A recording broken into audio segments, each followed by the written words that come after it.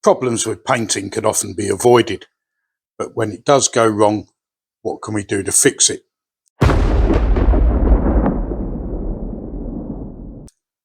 Hi, welcome back to St Blazey Model World. I'm Roger.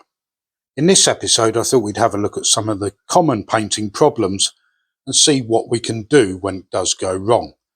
And as usual, we'll feature a range of different paint types and we'll look at some of the solutions and the preparation you can take to hopefully avoid those errors in the first place.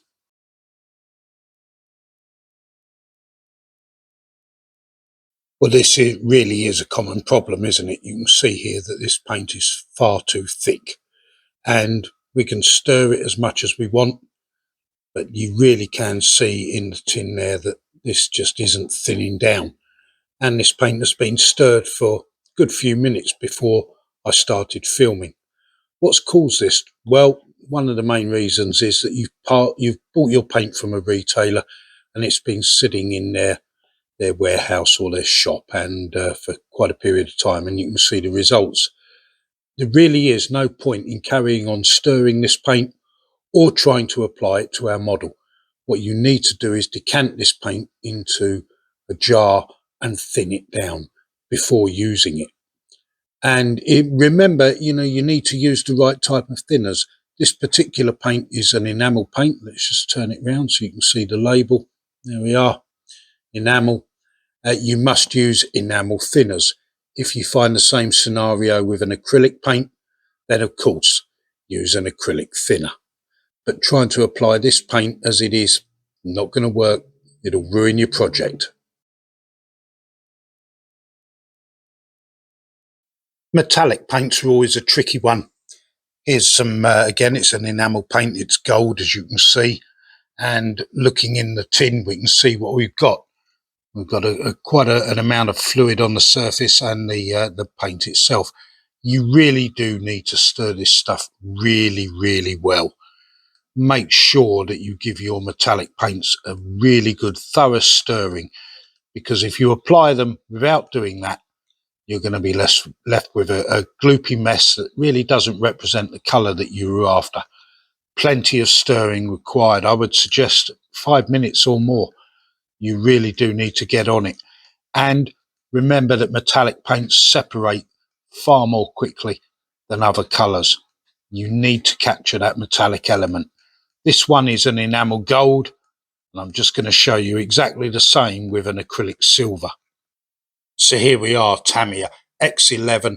It's an acrylic paint, metallic silver. And once again, looking in the bowl, you see the same separation. Again, plenty of stirring required. And as we do stir, we can see the silver metallic paint start to develop into what we want for our project. So a quick look on the stirring stick. Still a bit thick, but you can see now we have got some metallic element there. Keep going with the stirring. Again, 5 minutes.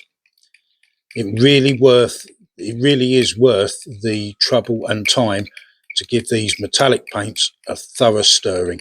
Can't emphasize it enough.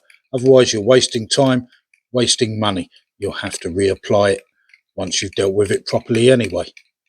Now here we've got quite a common problem. You can see that the paintwork has been finished, but for some reason the paint has reacted. And it's in this area, just sort of here, you can see it. And what's caused that is that too much clear coat has been applied in one go. That's attacked the paint and created these rather unpleasant ridges. Two options really: start from scratch or try a local repair, because it is only this area of the model that's been affected in this way.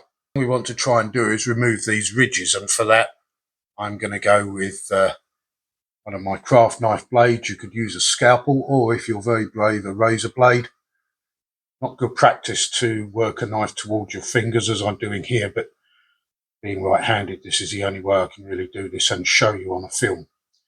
I'm just going to take out that ridge. You can see it coming away there. It's going to damage the paintwork underneath as well. This is only sort of part of a repair. Just take that ridge out. And there we can see what we're left with. Give it a quick wipe over. And you can see there that the paint, the colour that was underneath the red. But we have got rid of these ridges, and it gives us the chance now to repaint this area and reapply a thinner and more gradual application of clear coat varnish for the top finish. So there we are. Don't think necessarily when you've got the worst case scenario that it actually is worst case scenario.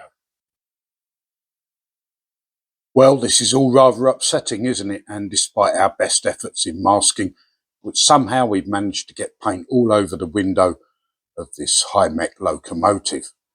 What can we do about this? I'm a firm believer in going for the soft option first.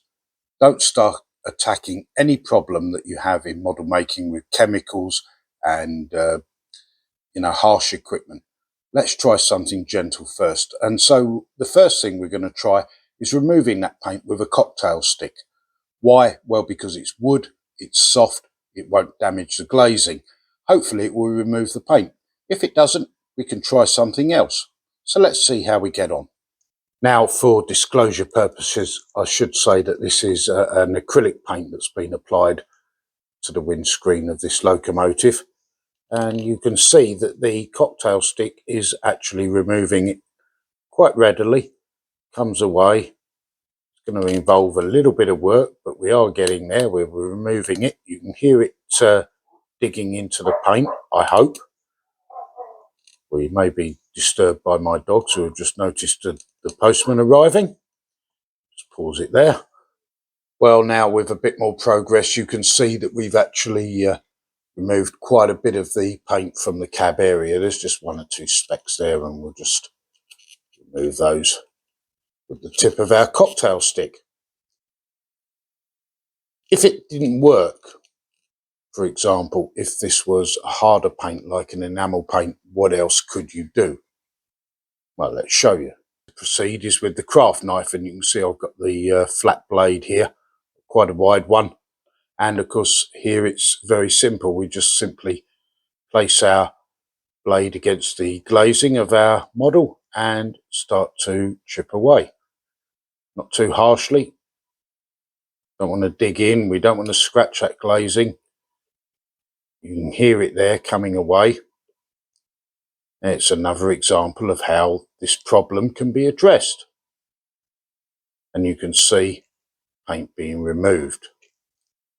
I would stress it's important not to go with a harsh option first. I really can't stress that enough. I've had models sent to me in the past with errors, and people have said, can you sort this out? And, oh God, you really don't want to be there.